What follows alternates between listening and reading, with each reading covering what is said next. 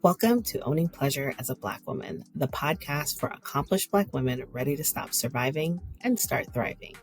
I'm your host, Natasha Riley, licensed therapist and founder of Javer Integrative Wellness Services. This is where we move beyond talking about change to actually creating it. Every episode gives you practical tools to build a daily pleasure practice because you've already proven you can achieve anything. Now it's time to learn how to enjoy it. Ready to bridge the gap between knowing and doing? Let's dive in. Hello, and welcome to another episode of Owning Pleasure as a Black Woman. Welcome and Happy New Year. Happy 2026. I am so excited to have you back here with me. If you're an OG, welcome. Thank you for coming back another year with me. And if you are new here, hello, boo. My name is Natasha. I am the host of Owning Pleasure as a Black Woman, a podcast that is focused on pleasure, self-care, and rest for high-achieving Black women. So if that is you, if that could possibly be you, you are in the right place. Now, every January, okay, there's this collective of I need to fix myself. I need to go harder. I need to reinvent myself, right? The whole new year, new me situation. But for those of you that have been riding with me for a while, you know that I move a little bit differently when it comes to going into the new year.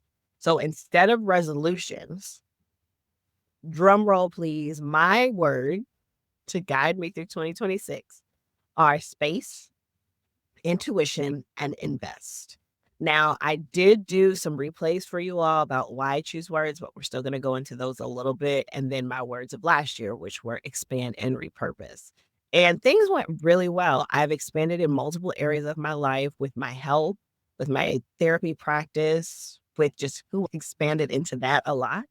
And repurposing, stop reinventing the wheel, make things easy. Because, a couple years back, simple was one of my words. And just because the year has ended doesn't mean that I'm not still implementing those words, because the goal is for it to become habits, to lean into these words as habits. So I still take the words into me. I'm still taking expand and repurpose with me into 2026. But the priority is space, intuition, and invest. Now, I'm not knocking anybody who prefers resolutions. If it's working for you, that's great. But I feel like they ask for us to override ourselves rather than listen to ourselves. So today's episode is for the woman who's tired of the annual January performance. Okay, we're going to perform and do all these things, especially if we're on social media performing. This episode is for the one who wants to move through this year with more intention and less pressure, and the one who's ready to stop fixing and start listening. So we're going to go into my word, what they mean to me, why they matter, and how it opens up a new realm of possibility for me. Now, before we dive into the words, I kind of want to go back to why I choose words instead of resolutions, because this shift in my approach is actually really important. And you have to decide if that actually works for you. Now, in my mind, resolutions, they're usually about doing. So we're going to lose the weight. We're going to make more money. We're going to be more productive. I'm going to get up earlier. I'm going to drink more water. You see, they're very action oriented, which isn't a bad thing. We want action. I tell y'all all the time, implementation. I want y'all to take action. But the thing that's missing from a resolution is why. Okay, so let's take, for instance, the gym people, because now these people say, I'm going to lose 20 pounds. I'm going to go to the gym. They hit the gym in January. By February, they're gone. There was no why behind going to the gym. Sometimes losing weight isn't enough. It's just not enough. Me going to the gym has everything to do with me being a better CEO and a better leader for my team. I need the energy. I need the brain power. I need to be quick on my feet. I just need to be healthy, because now I have this practice and these people who are dependent on me and my family that's dependent on me, and I need to be healthy to show up for everybody. More importantly, resolutions often come from a place of I'm not enough. Who I am today is not enough. They're rooted in fixing you rather than growing you. So they ask you to muscle through, to override your body signals, and push past your limits, all to become who you think you should be. So for me, words, they help me listen. So when I choose my words of the year, it's not like this rigid goal. And that was one of the things that I struggled with when I did into like resolutions and goals is if I got to the end of the year and I didn't meet that, it made me feel like I was a failure. So now I can make decisions in a different way. I'm giving myself permission to pause and ask, does this align with my word? Does this choice honor what I said mattered to me this year? And so that goes back to me saying, yes, I'm continuing to take the old words into the new year with me. But now when I ask certain questions, it aligns not with that word. Those are habits that I built. That's how I move in my day to day. I make things simple. I make things easy. I'm very sensual, right? But the priority is the word of the year. Words also invite reflection. They create space for intuition. They allow for some more nuance and change as the year goes on, right? Because as we know, lives. So if you're saying, I want to lose 30 pounds and that's your goal for the year, what happens if you get pregnant? What happens if you get sick?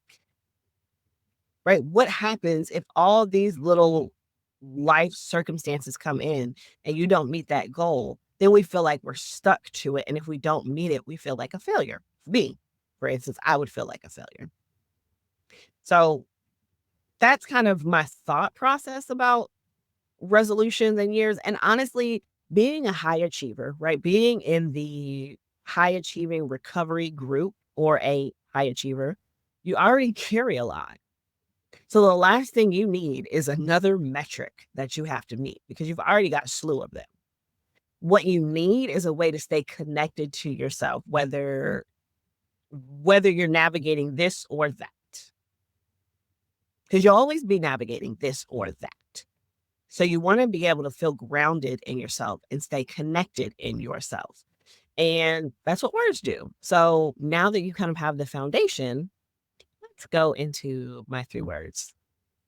Now, my first word is space.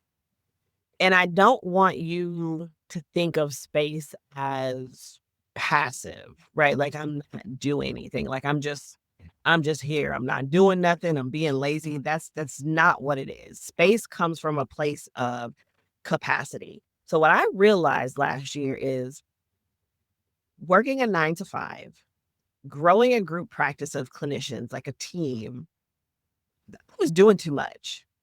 I was doing too much. And I would have these conversations in my accountability group, and they say, well, Natasha, you could delegate that to somebody.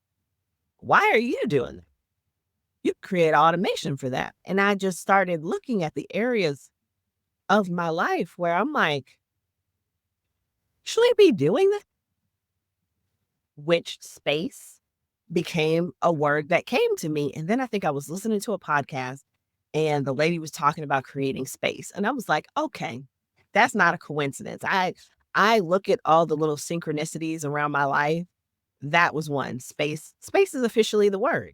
So for me, space is about creating room internally and externally. I want to be able to feel, to choose, to pause, and to respond instead of reacting. And for a lot of us, high achievers, quote, there's no space anywhere in our life. Like any ounce of space on our calendar, in our day, in our anything, it is filled with things for other people. I'll bet your calendar's already packed with things for other people. I bet your to-do list is already extremely long, right? Even your downtime is filled with obligations or, kind of scrolling, doom scrolling, being in other people's lives, managing other people's needs. And so when there's no external space in your life, then there's no internal space either. And so what that ends up looking like is irritability when somebody asks you to do something, being numb, to everything that's going on around you, even when you're overwhelmed, resentment to the people that you love and the commitments that you enjoy, and like this constant anxiety that you can't put a name to it, but you also can't shake it. And I felt, I always felt like I was teetering on the edge of burnout every day. Like it's just like, eh, eh. And I didn't know what to do. Like, how do I release this? How do I get rid of this feeling? When there's no space, you are operating in survival mode. You're not living. And I have an episode in the ether about surviving, living, and thriving. And I know that I want to thrive.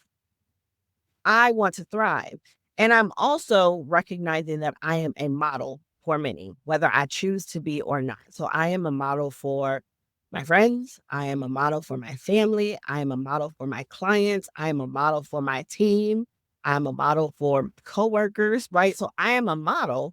And if I'm going to sit here and say, oh, I rally around pleasure and self care and rest, I need to be doing that because when someone sees me doing it, they ask questions about it. And then I can explain to them how I've gone through it and how I've done it. Listen, I need to be real with you for a second. You're here listening to this episode. Maybe you're nodding along, you're feeling seen. And girl, that's beautiful. But if you're like most of my listeners, you're going to finish this episode. You're going to feel all inspired for about 10 minutes and then go right back to your regular life where you're still putting everyone first. I get it. I've been there. But here's what I've learned. The gap between knowing what you need to do and actually doing it is where transformation lives. Now, if you're tired of just consuming content about self care and you're ready to start practicing it, not tomorrow, not next week, but starting today, I created something specifically for you. It's called the 7-Day Self Care Reset, and it's exactly what it sounds like. 7 days of simple, actionable steps that help you move from thinking about prioritizing yourself to actually doing it. No overwhelm, no complicated systems, just practical tools that work with your real life. You'll get permission to put yourself first, learn to recognize those inherited patterns that keep you stuck, and discover what your authentic desires actually are underneath all the expectations. This isn't about adding more to your plate. I'm not going to do that to you. It's about finally honoring what's already on it, starting with you. Ready to stop listening and start living? Visit javerywellness.com/reset. That's RESET. And let's do this work together. Because the woman who just listens and the woman who actually takes action, they live completely different lives. Now, back to the episode. So you're functioning, you're accomplishing, like you're holding things together. But when we're not present, what does that actually mean? Right? Like, what does that mean? So for me, choosing space as one of my words this year means I'm actively protecting capacity. I am protecting all the things around me. I am creating a pretty little cloud pillow around me to focus on what the things that I want to. So what is this going to look like? It's going to be me doing more of what I already do, but maybe stepping it up a notch and being more intentional. So I'm going to be saying no to things that don't align with my priorities, even if they're good things. So there are a lot of volunteering that I do for my practice and going to this event and talking to this person and this, that, and the other. I can't do all of that. I can't do all of it. And so it may look like delegating it or saying no. This looks like building in transition time between commitments instead of back to back scheduling. I did a very good job this year of creating space for transitioning from work to seeing my clients in the evening. Every month I have a week where I do not see clients for the week. I will go to work and I will come home and I will go on with the rest of my day. I recognize that the rushing to get home and getting ready for sessions and all of that, especially now growing a practice where I need to be building up the clinicians in my team, I need more space. This also looks like allowing myself to sit with discomfort instead of immediately problem solving it away. I had 3 weeks off where I created space So I started before the year even came in where I didn't have to do anything. And I sat with a lot of thought and a lot of realizations that now, after the 3 weeks, I'm gonna become problem solving. I'm going to solve these problems or these things or these nuances that came up for me. I want more of it. I want more of being okay with being uncomfortable in this new phase of my life. You should too. And I'm creating space on my calendar where nothing is planned, where I will do nothing. Maybe I'll do my hobbies, maybe I won't. And that's absolutely okay. But here's what's important for you to understand. Creating space can often bring up guilt, which we're constantly talking about guilt, right? Like we're constantly talking about guilt. We're constantly talking about shame. When you're conditioned to believe that your worth comes from how much you do and how much you put out and how much, you put on your calendar and your to-do list, it can feel selfish. Space can feel selfish. It can feel like you're letting people down and you're not doing enough. And that's inherited. Okay. My space isn't selfish. My space is essential. My space doesn't take away from someone else. All right. It's actually providing more for the people that I care about and the things that I love. It allows me to hear myself. I want to hear myself. It's going to allow me to hear the intuition, which is one of my words. I'm not going to just be moving by checking boxes and meeting expectations and never checking in with myself to see, is I actually want to be doing? Like, what are we doing here? So if you are someone that feels like you're constantly running, you're never really arriving anywhere, you're collapsing at the end of the day, you're exhausted, you can't relax, you say yes when you know you actually want to say no, there's no time for anything that's just for you, space might be a good word. Space might resonate with you. And I want you to remember space isn't about doing less. It's about having more room to choose intentionally. Okay. Now, my second word is intuition. And I chose this word because somewhere along this journey, I stopped trusting myself. And it wasn't something that happened all at once. It was very gradual, very small from like the over functioning, trying to meet other people's expectations, listening to what other people were saying. I don't know if I did a podcast episode or if it was an email, but I was like, we're going to do a decision detox. We're not asking anybody else about our decisions. We're just going to make the decision, which can help with intuition, right? But we get used to being the valuable one, the responsible one, the strong one that can handle everything. And what happens is you end up overriding your body. You start listening and watching to what everyone else is doing. Social media doesn't help at all. But, you start looking at all these external things and should that be for me? Should I want that? And you start ignoring what it is that you want.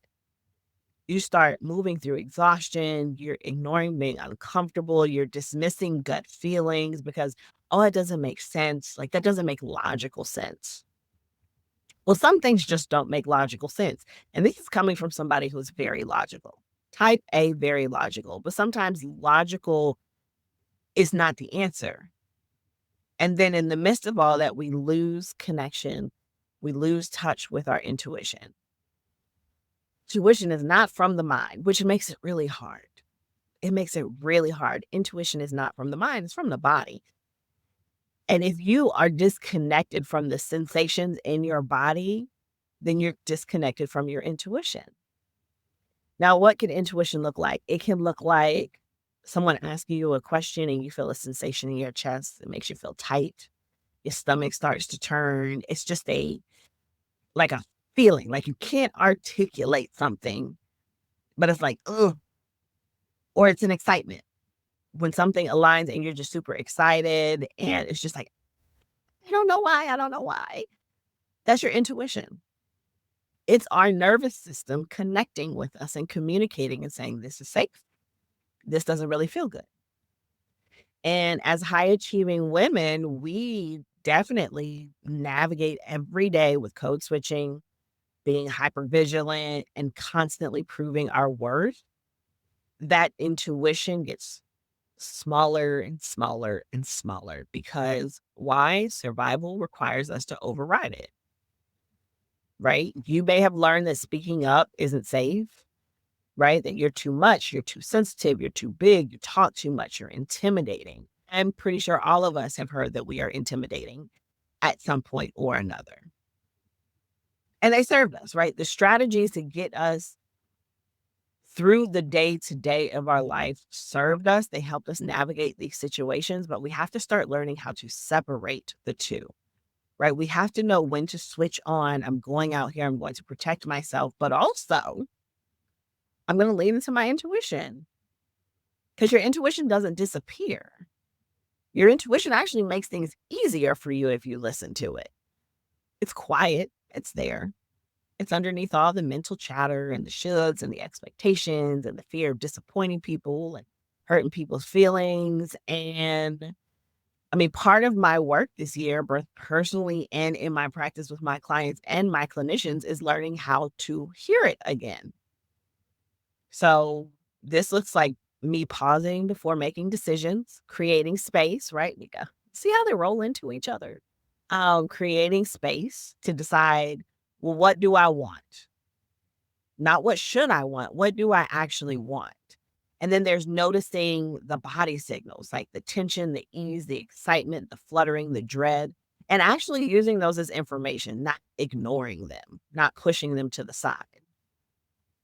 I'm also leaning into trusting my first instinct. I always used to have an issue with like taking a test and writing an answer and then second guessing myself and then overthinking it and trying to rationalize things. That didn't go away. It just transitioned into a different area of my life. It looks different. But I'm not going to second guess that first instinct anymore. It is what it is. It is what it is. And I'm also going to be creating enough space to actually hear the quieter voice of my intuition underneath the louder things. Now, we've talked about taking time to be quiet and sit by yourself. That's the only way you're going to hear yourself from the noise of your parents, all of these authority figures, all of these things that you've gained along the way. At some point, you have to sit and be quiet to understand what is for you and what's not for you. This is what the intuition is. Now, when it comes to my clients, this piece, this intuitions piece is where transformation helps and happens. Okay. And I also dabble in this with my team and helping them hear themselves. It's not about telling anyone what to do, right? So I don't tell my clients what to do. I don't tell my clinicians what to do. It's about asking them, well, what do you want? That's a question I ask people all the time. Well, what do you want? What do you want? Well, you should probably go take some time and be quiet and journal or do something fun and figure out what it is that you want. Because when we're reconnected to our intuition, decisions become so much clearer. Boundaries become easier. Again, we're not second guessing ourselves because we've learned to trust the wisdom that lives within us, not just our mind. Now, I want to name something really important here. Reconnecting with your intuition doesn't mean every decision becomes easier or clear. It doesn't mean that you don't doubt yourself. It doesn't mean that you know exactly what to do. But what it does mean is you have access to one more source of wisdom, which is your own, right? And for those of us that have constantly looked outside of ourselves for validation, permission, and direction, this reconnection is profound and important. Okay. So if you are someone that's constantly second guessing yourself, you're looking everywhere for answers before checking in with what you want, or you feel disconnected from your own desires, maybe intuition is a word that's calling for you. And it's not a mystical thing. Okay. It is our body's wisdom trying to guide us. You just got to create enough space to listen. And last but not least, my word, invest. Now, I know the first thing we think about when I say invest is money. That's what people always think about investing. Oh, must mean that I got to put some money to it. Now, yes, there will be some investing financially. Okay. I will be looking into stocks and bonds and accounts and growth. Like, yes, there will be some investment as it comes to money. But what I'm thinking of is much bigger than money. It's about where I'm going to invest my time, where I'm going to invest my energy, my attention, and also my resources. I am now being intentional with my choices that support the life that I want to live because I'm trying to thrive. All right, y'all. I'm not here to just live and do the day to day. I'm over surviving. I'm trying to thrive. I'm not trying, actually. I am thriving. I am moving in the direction of thriving. I see little glimmers of it every single day. For me, choosing invest as one of my words means that I'm committing to something I've struggled with for a long time, choosing support sooner instead of later. Because I've noticed a pattern in myself. And honestly, it's in so many women that I work with, friends with, probably you listening. We wait until we are completely depleted before we ask for help. And even in that, we still feel uncomfortable asking for help. We try to do everything ourselves until we can't anymore. We invest in everyone and everything else before we invest in our own well being. And then we wonder why we're resentful, exhausted, and disconnected. And I'm going to do something different this year. I'm going to do something different. So for me, investment means I'm investing my time into practices that actually nourish me, not just keep me afloat. So I had and you'll be surprised the resources you have access to. Through my insurance, I was able to see a nutritionist. So I have 3 free sessions through my insurance. And I met with the nutritionist in December, and I'm going to meet with the nutritionist in January, the end of this month, probably after, because things that she wanted me to do, it just wasn't happening during the holidays. So I'm going to do it during January. We're going to check in, and then I'll do the things for February. And so I have those 3 free sessions that can get me on the right foot, investing in something different when it comes to me. I'm investing my energy in relationships that are reciprocal, not ones where I'm always giving. Luckily, I don't have a lot of those relationships, but I am going through the Rolodex of everyone that I spend time with and trying to see what's going on with that relationship. How does that relationship need to look? What box do I need to put that person in? How close do they have access to me? I'm investing in systems and support that make my life feel more sustainable. This is really pertinent to my business as well as my decision fatigue. That was really important. What led to this word is I struggle from decision fatigue. At this point, I need things to be easy. Need things to be easy. It can be boring. I will work through that. But that is exactly where investing came from. And I'm also investing in not doing everything alone. And that one is really important to me. And I want you to sit with that for a moment because there is this narrative that Black women, us high achievers, when we ask for help, we're weak. It's like, well, if you had it all together, you wouldn't need the support. Successful people figure it out on their own. And that's a lie. The most successful, fulfilled people that I know now, personally and professionally, they invest in support before crisis mode comes. They don't wait until their relationship is falling apart to go to couples therapy. They don't wait until they're breaking down to go to therapy. They don't wait until their bodies are screaming and giving out to prioritize rest. They invest in support as a strategic choice, not a last resort. And that's what I'm committed to this year. And so for some of you listening, that might mean investing in therapy.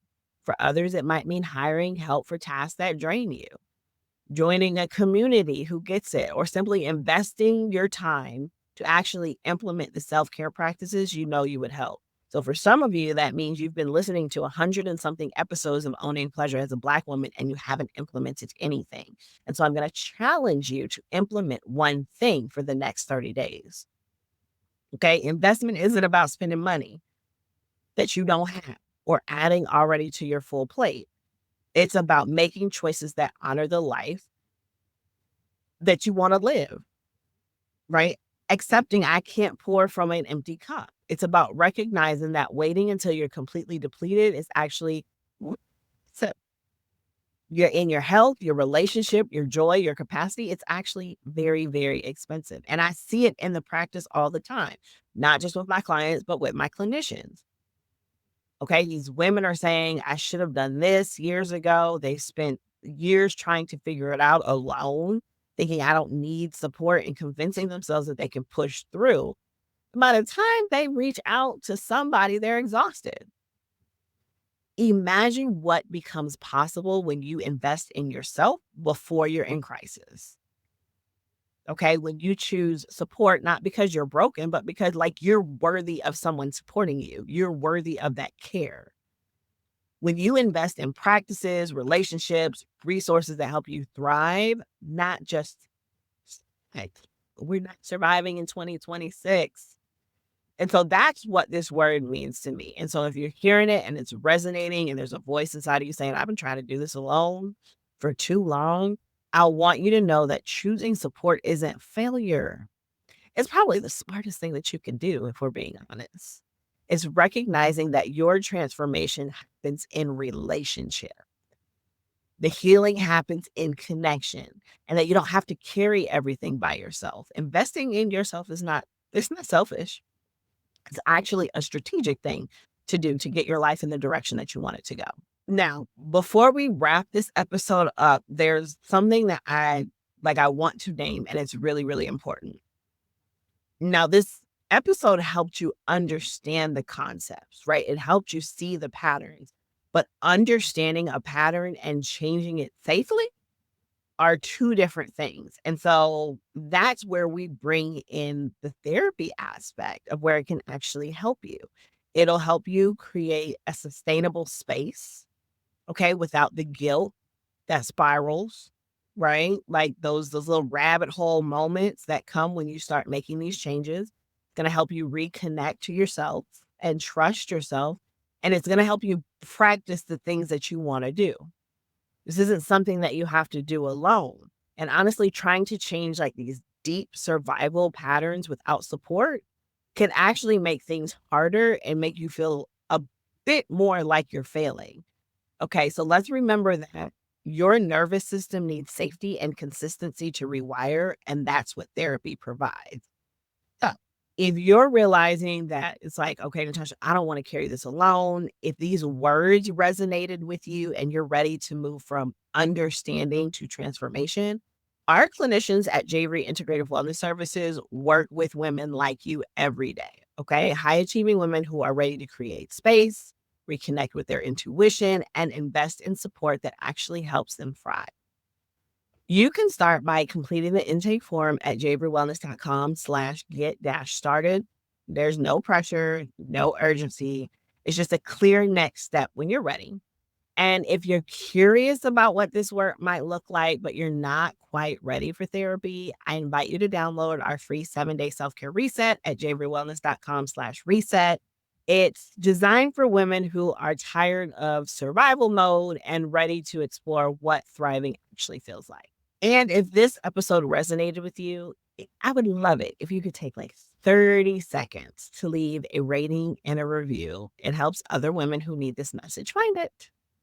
So I want to remind you, you don't need to fix yourself this year. You need space to hear yourself, trust yourself, and just the wisdom to invest in the support that actually serves you.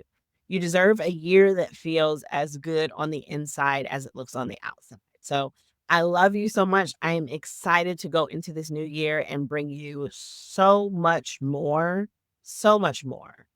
And until next time, remember that pleasure is your birthright, boo. Talk to you. Bye. And that's a wrap on today's episode of Owning Pleasure as a Black Woman. If this conversation sparked something in you and you're ready to take action, don't let that inspiration fade by Monday morning. Visit www.javerywellness.com/reset and start your free 7-day self-care reset today. Because the woman who just listens and the woman who actually takes action, they live completely different lives. Talk to you next week. Bye.